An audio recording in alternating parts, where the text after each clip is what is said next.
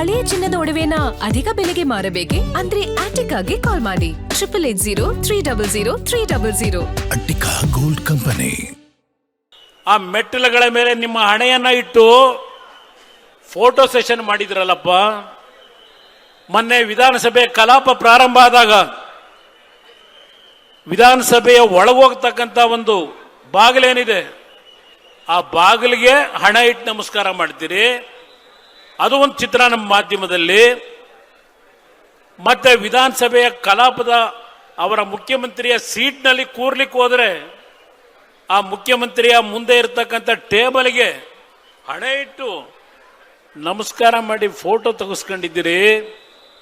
ನಿಮ್ಮ ಆತ್ಮ ಮುಟ್ಟು ನೋಡ್ಕೊಳ್ರಿ ಕಾಂಗ್ರೆಸ್ ನಾಯಕರುಗಳು.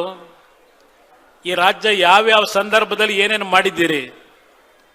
ಇಲ್ಲಿ ಕೂತಿರ್ತಕ್ಕಂಥ ನನ್ನ ತಾಯಂದರು 526ನೇ ದಿನ ನಿಮ್ಮ ಯೋಗ್ಯತೆಗೆ ಅವ್ರನ್ನ ಕರೆಸಿ ಮಾತಾಡ್ತಕ್ಕಂಥ ಒಂದು ನೈತಿಕ ಶಕ್ತಿ ಇಲ್ಲ ನಿಮಗೆ. ಜನತಾದಳವನ್ನ, ದೇವೇಗೌಡರನ್ನ, ಕುಮಾರಸ್ವಾಮಿಯನ್ನ ಪ್ರಶ್ನೆ ಮಾಡ್ತೀರಾ ನೀವು. ನೋಡಿದ್ರೆ ನಮ್ಮ ಹುಡುಗ ತೋರಿಸ್ತಾ ಈಗ ಮೊಬೈಲ್ನಲ್ಲಿ.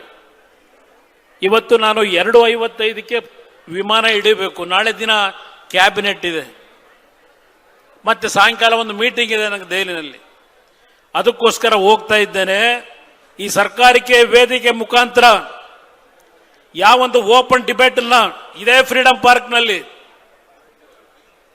ಇವತ್ತು ಮಾತಾಡಲಿಕ್ಕೆ ಕಾಂಗ್ರೆಸ್ ನಾಯಕರು ತಯಾರಾಗಿದ್ದರೆ ಪ್ರಶ್ನೆ ನನಗೇನು ಕೇಳಿದ್ದೀರಿ?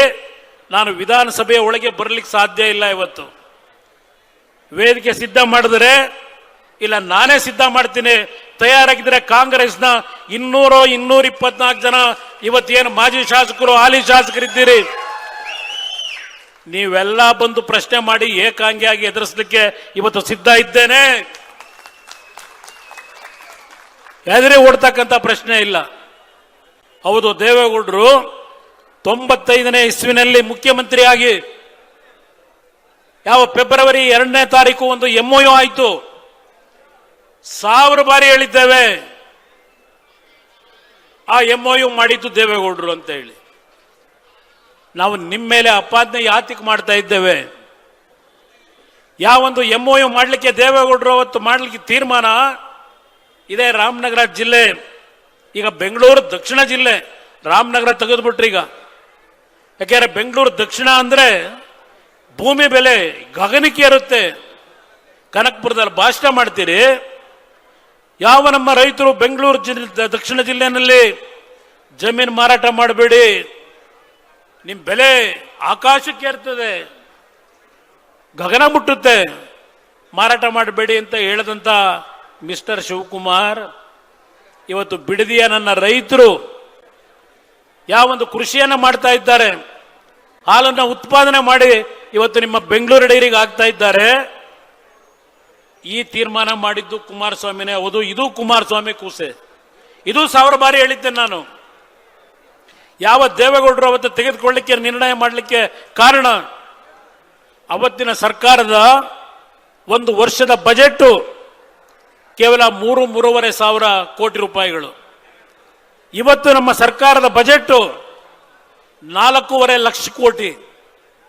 ಅವತ್ತು ದೇವೇಗೌಡರು ಮುಖ್ಯಮಂತ್ರಿಗಳಿದ್ದಾಗ ಕೇವಲ 3,000 ಕೋಟಿ ಅವತ್ತಿನ ಬಜೆಟ್ ಆರ್ಥಿಕ ವರ್ಷಕ್ಕೆ.